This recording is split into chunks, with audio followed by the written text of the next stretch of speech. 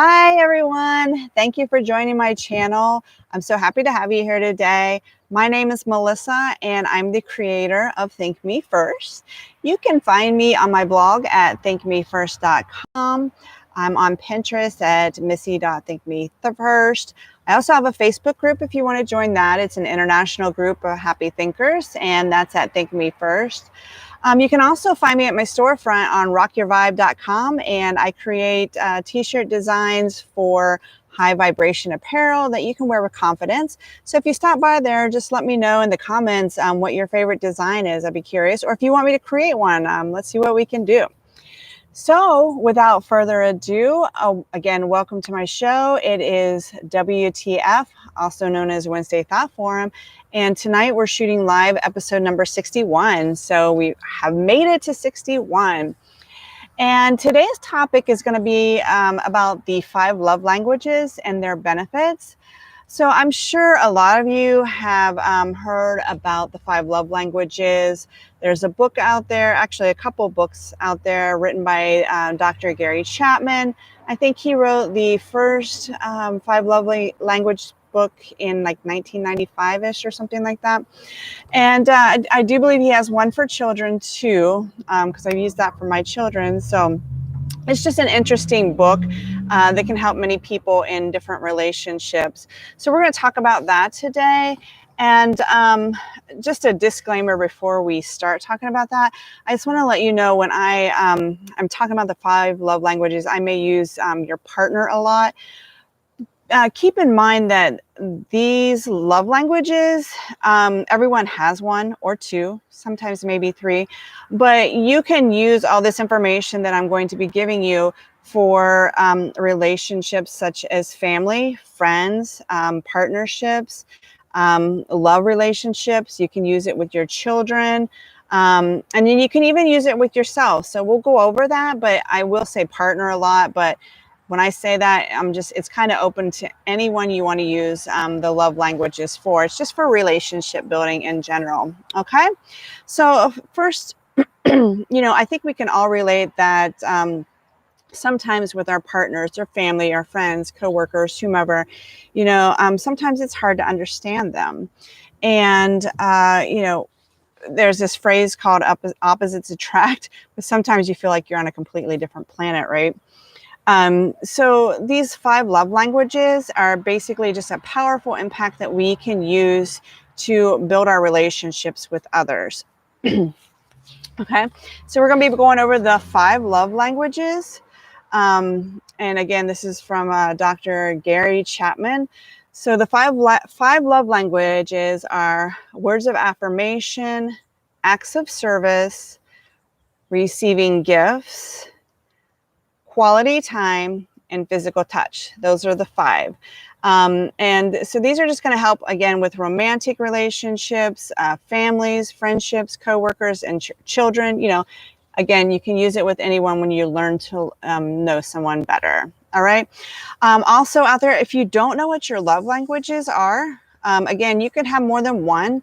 Most people just have 1 or 2, but if you don't know what your love languages are, there's tons of quizzes out there you can take to find out what you think your love language could be. So we're going to start with number 1, and that's words of affirmation. And basically, the words of affirmation is just it's the love language is used to express love with words. You want to build your partner up, or again, friend, family, whomever. I'm sorry, I just saw a bird fly up. I'm sorry about that. So anyways, you just want to use these words to build your partner up and make them feel appreciated and loved. It's as simple as that. It can be simple verbal compliments. The shorter, the better. Because some of the shortest ones and the simplest ones have the most meaning or most effective. It could be as simple as, that dress looks incredible on you, or red is a really good color for you. Maybe you will say, you always make me laugh when you say that. Or your hair looks good today. Just something simple. I know when I'm going through the drive-thru sometimes, then some of these ladies will have these nice looking nails and I'll just compliment those. So just a simple compliment. Okay. And just remember, if your partner, their love language is words of affirmation, it's pretty important to keep an open line of communication with them. All right. So love language number 2 is acts of service. And, sometimes a lot of people with acts of service, their motto is actions speak louder than words. So when your partner, or again, the person you're focusing on for the love language, if you focus on, if their focus is on your actions, then what you need to do is show them actions that you care or you understand them. So this requires usually something of time and thought and effort. And remember, when you do these acts of service, and it could be anything from picking up laundry to cooking a meal, or just picking up, something from the gym that they left behind, or, something simple like that, but it requires time and effort. When you're doing this, we need to do it in a positive context. Because again, you want your partner to be happy, and it's important, or should be important to you, to make them feel appreciated. If we do such things I see a mourning dove right behind me. If you do these acts of service in a negative context, it's going to be hurtful for them. So like, say they asked you to take out the trash and you forgot, or you didn't do it, and then you say a few words and then you take it out and you're storming out taking the trash. That is an act of service, but it's in a negative context, and it's not going to be sincere or in a positive manner. Okay, so just remember that when you're doing the acts of service, to do them in a positive manner so that your partner feels appreciated and loved. So number 4, the love language is receiving gifts. Now, when I talk about receiving gifts, this isn't all materialistic, so don't focus on that so much. It just means it's something meaningful or thoughtful.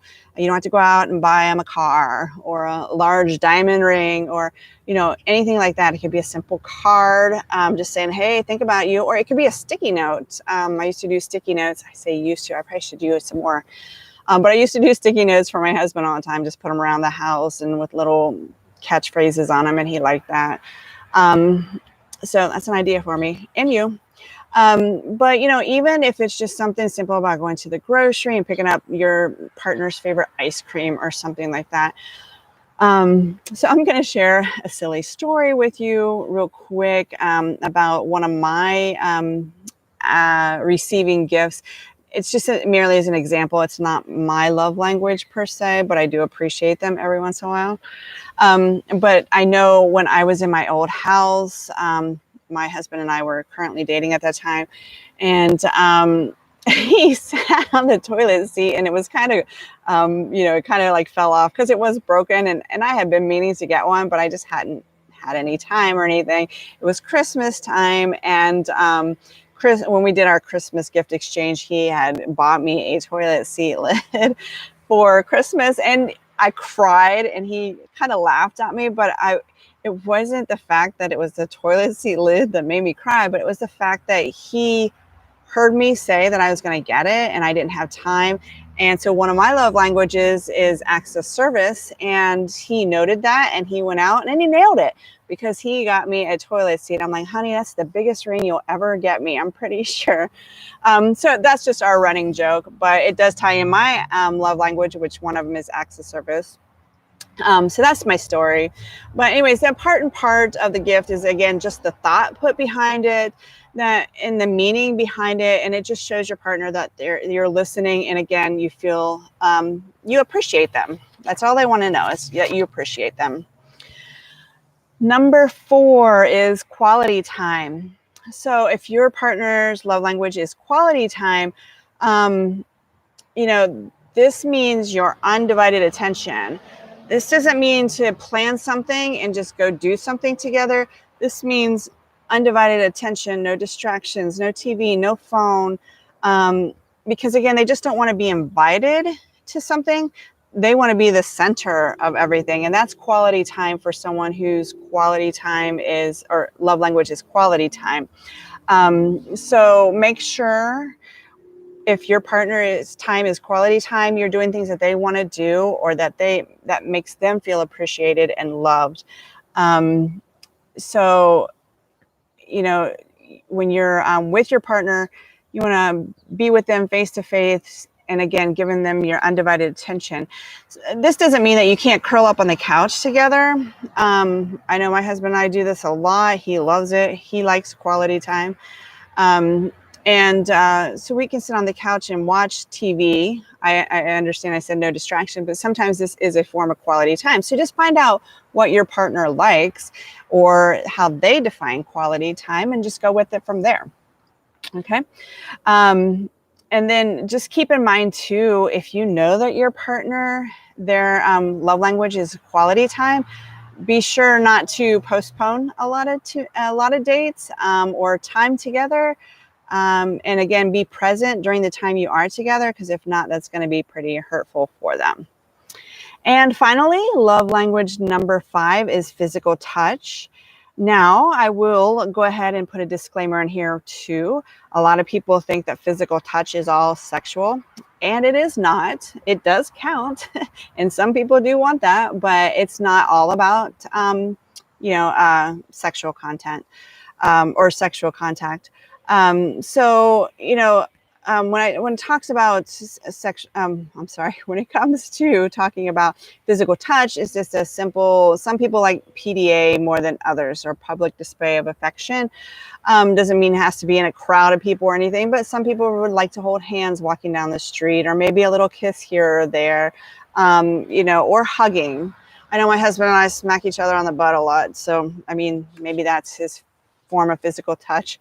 But so basically, again, the physical touch just comes down to the same other 4 love languages. You just want your partner or the person that you're expressing or trying to learn the love language of to feel appreciated and loved. And because I can tell you, with people with physical touch, not all the words of affirmation or gifts in the world are going to satisfy them if their love language is physical touch. So now that we have those 5 love languages down and we kind of have an idea what they are, let's talk about how they can benefit our relationships. So, we all express love differently. And then we also understand that there's differences, understanding those differences can make a huge impact in developing relationships. So, one of the simplest ways to improve relationships is to learn another person's love language. So one of the benefits to learning love languages is that it promotes selflessness. When we are committed to learning someone else's love language, then we focus on their needs and not our own. So that just promotes a selflessness for us. Ideally, both people want to express their love in many different meaningful ways. But the entire purpose of learning love languages is because the way you want to be loved may not be the same way the other person wants to be loved. And when we find those love languages, again, our partner will really, really appreciate the fact that you tried doing that. Consequently, when couples are committed to learning and utilizing love languages, this increases their own emotional intelligence too. So if you are practicing love languages, then your emotional intelligence is going to increase because you learn how to put someone else's needs before your own. And that's what emotional intelligence is. Instead of speaking your own love language to your partner, then you learn to speak their language in a way that they understand. Another benefit is it maintains intimacy. So let's think about this for a minute. So if couples are regularly, Gary Chapman in his book refers to love tanks being full. So if your love tank is full and your partner's love tank is full, what do you think is going to happen? This is going to create more understanding between the two of you. The connection is going to be tighter, and there's going to be inevitably just naturally intimacy. So in the relationship, you know, when you're learning more in depth what your partner likes or what moves them, again, that connection is there, and it just happens. It's natural. Another benefit is that it aids in personal growth. So anytime that someone is focused on something or someone else, you are automatically, you know, improving your own personal growth. Too many times society encourages us to be so self-absorbed or unaware of anyone else's interest or anything outside of themselves. So learning someone else's love language to communicate with them or enhance your relationship, it just aids in personal growth. And the last one is to, the last benefit is that it shares love in meaningful ways. So when couples start to learn another one's love language, the things they do for their partner, it just becomes more intentional, more sincere, and you know, and then it's just more meaningful for both people, because you're happy because you're making them happy, and they're happy because you made them happy. So it's just a circle, okay? And part of this has to do with just saying, you know, I love you in many different ways without words, or if your words of affirmation, obviously would use those. But you can say I love you in many different ways, and just learning someone's love language can be exactly this. So those are the benefits. Again, I told you can apply this to relationships with family, friends, coworkers, you know, intimate relationships. But here's one thing I wanted to make you aware of. And I was listening to a girl, she's in Canary Islands, and it was an aha moment for me, because I didn't think about this. But you can also use your love languages for your own self-care or self-love. So, I mean, think about it. Like my love language, I like quality time. So for me, I like quality time alone too. So that would be self-care for me, just to have some alone time.